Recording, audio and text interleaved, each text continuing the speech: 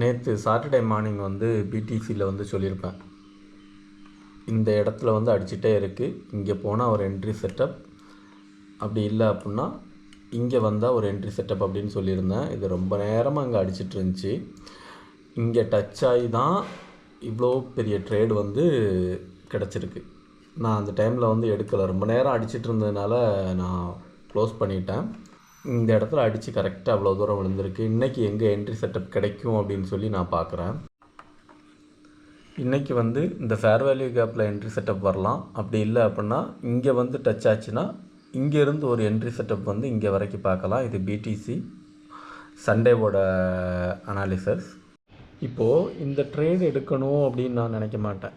ஏன்னா இந்த ட்ரேடு எடுத்தேன் அப்படின்னா இங்கே பாருங்கள், இவ்வளோ ஸ்டாப் லாஸில் வந்து இவ்வளோ தான் எனக்கு டார்கெட்டு. சப்போஸ் நான் மினிமம் பிடிசியில் வந்து 0.1 வந்து ஒரு ட்ரேட் எடுத்தேன்னா எனக்கு $2 வந்து ஸ்டாப் லாஸ் வருது, $2 மேலே. அதே மாதிரி வந்து ப்ராஃபிட் வந்து $5 தான் வருது. அதனால் அந்த ட்ரேட் எடுக்கணுமா வேண்டாமான்னு யோசிச்சுட்ருக்கேன். இந்த ட்ரேடு வந்து எப்படி கரெக்டாக இதாக இருக்குது பாருங்கள், டச் ஆன உடனே வந்து ரிவர்ஸ் ஆகிருக்கும்.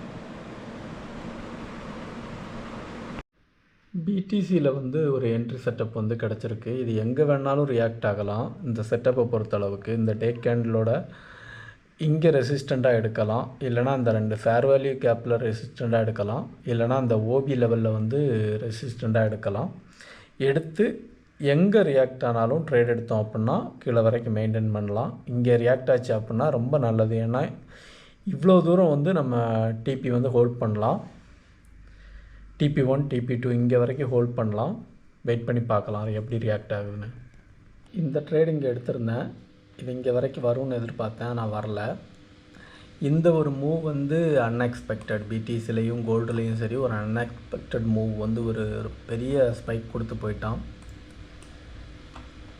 மேபி இந்த வார் நடக்கிறதுனாலையா இருக்கலாம்.